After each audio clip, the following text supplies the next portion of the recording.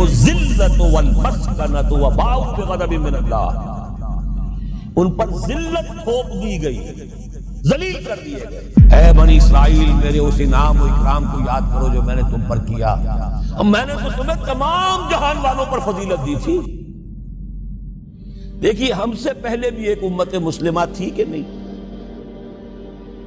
ہماری عمر جو ہے امت مسلمہ کی حیثیت سے ابھی 1400 برس ہوئی ہے، 1417 سن ہجری چل رہا ہے نا، اس میں آپ اور حضور کی بعثت 12 برس اور، تو 1430 برس سمجھیے، اس لیے کہ اس وقت جب سے کہ وحی کا آغاز ہوا ہے، یہ ہماری کل تاریخ ہے، ابھی 1450 برس نہیں ہوئی۔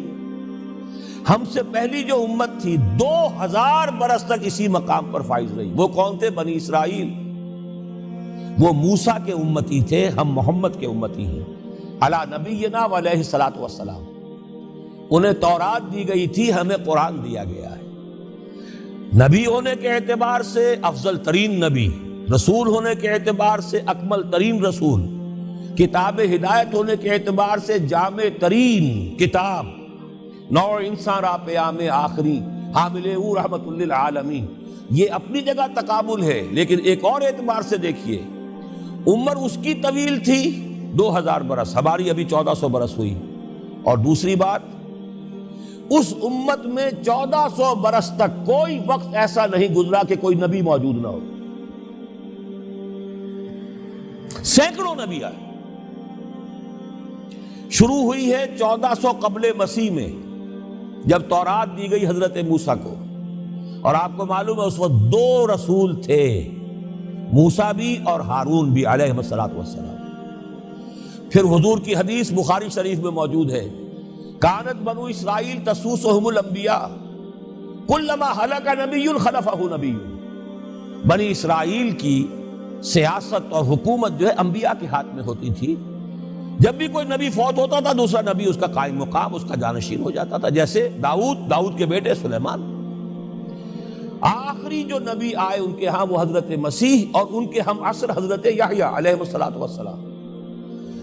تو یوں سمجھیے 2 سے شروع ہوا، 2 پر ختم ہوا، موسیٰ و ہارون، عیسیٰ و یحییٰ، درمیان میں 1400 برس، اور کوئی وقت ایسا نہیں ہے جب کہ کوئی نبی موجود نہ ہو۔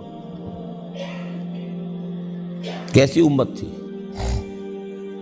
اسی لیے میں نے آپ کو بتایا، قرآن مجید میں سورہ بقرہ میں 2 جگہ فرمایا ہے، یا بنی اسرائیل اذکروا نعمتی التی انعمت علیکم وانی فضلتکم علی العالمین۔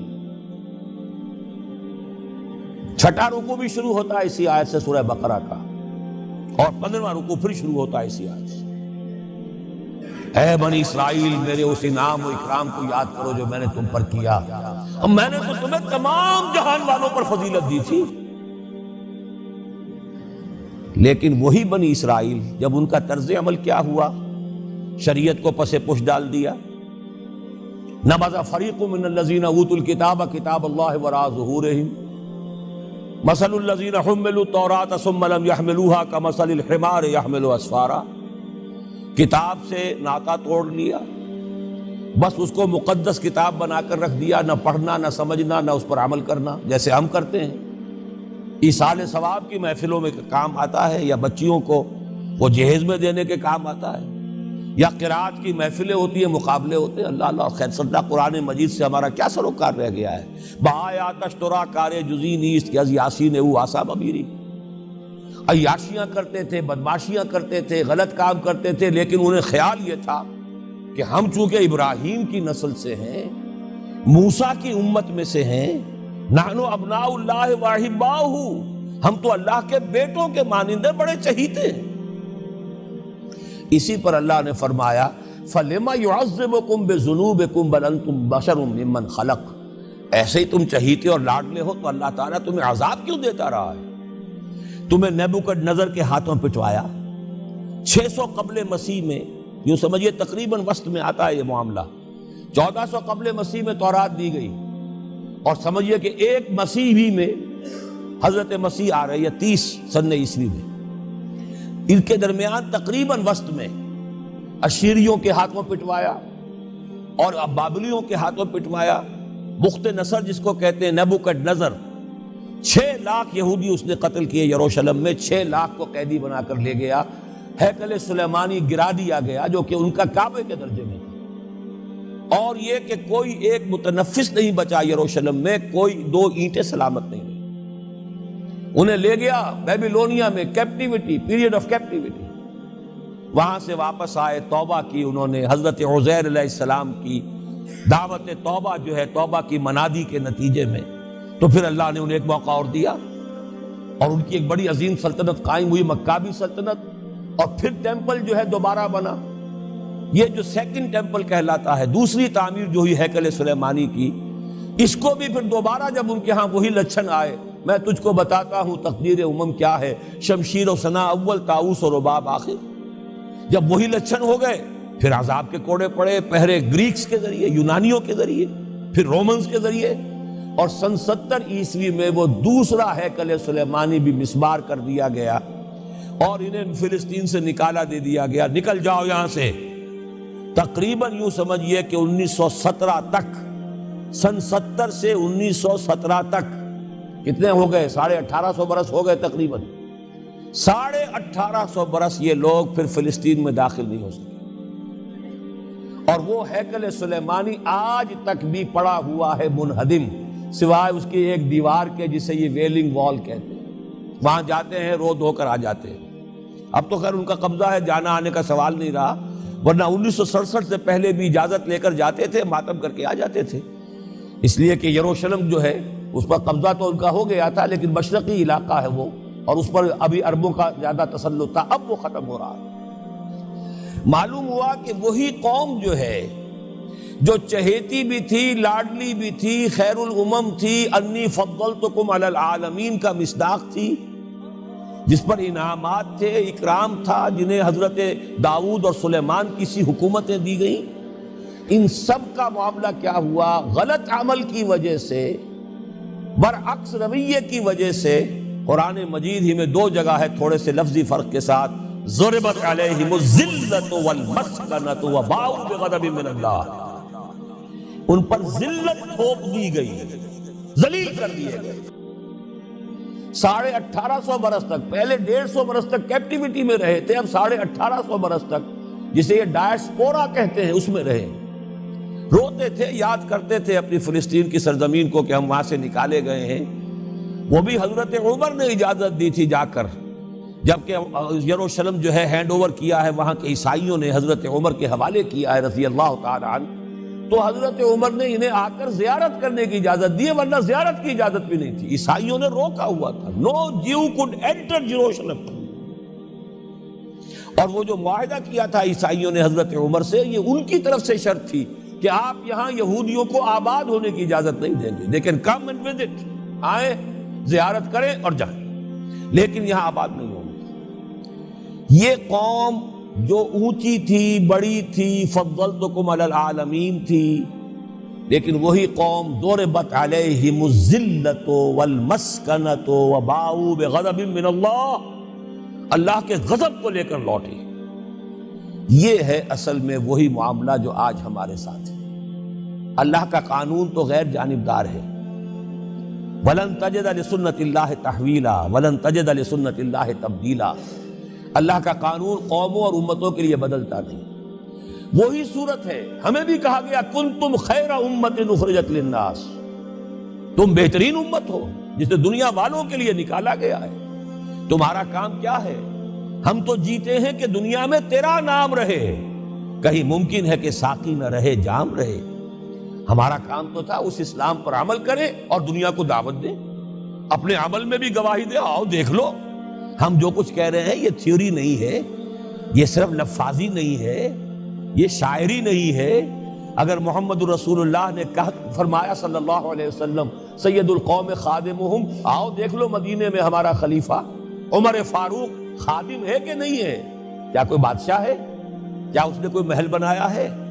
کیا اس کے لیے کوئی خدم و حشم ہے؟ کیا اس کے لیے کوئی باڈی گارڈ ہے؟ کچھ بھی نہیں۔ جیسی جھونپڑیاں دوسروں کی ہیں ویسی جھونپڑا اس کا ہے، جیسے پیبند لگے ہوئے کپڑے دوسروں کے ہیں، بلکہ دوسروں کے بہتر بھی ہوں گے، اس کے کپڑوں میں پیبند لگا ہوا ہے۔ اس کے نام سے قیصر و کسریٰ کے درباروں میں لرزہ ہے، لیکن اس کی سادگی کا عالم یہ، آؤ دیکھو، see with your own eyes, come here, see it۔ یہ اگر ہم کرتے اور کر سکتے، جب تک کرتے رہے تو ہم سے اونچا کوئی نہیں، اللہ کا ہم سے بڑھ کر محبوب کوئی نہیں، ہم سے زیادہ امت مرحومہ اور کوئی نہیں۔ لیکن جب ہم نے برعکس روش اختیار کی تو کیا ہوا؟ جیسے انہیں پٹوایا گیا تھا ایشورینز کے ہاتھوں، ہمیں پٹوایا گیا سب سے پہلے جو صلیبیوں کے ہاتھوں، کروسیڈرز۔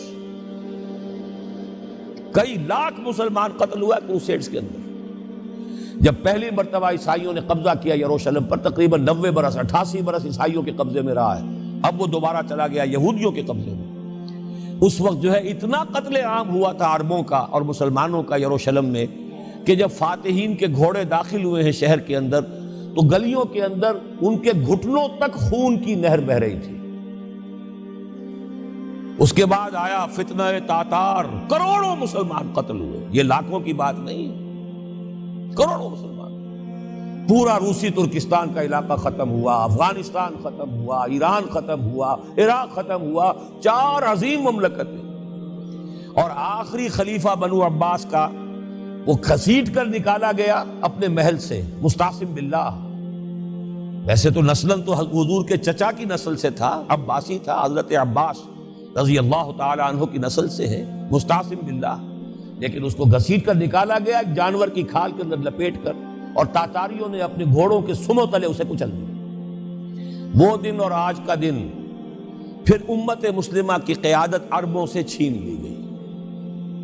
اس کے بعد اللہ نے پھر کرم فرمایا، پھر کچھ اولیاء اللہ کے ذریعے سے، کچھ صوفیاء کے ذریعے سے اتنا بڑا معجزہ ہو گیا، جیسا کہ حضرت عزیر علیہ السلام کے ذریعے سے ہوا تھا کہ یہود میں دوبارہ انابت اللہ، توبہ کا جذبہ پیدا ہو گیا۔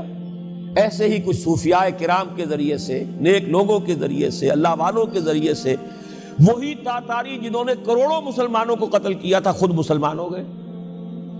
ہے آیا فتنہ تاتار کے افسانے سے، پاسباں مل گئے کعبے کو صنم خانے سے۔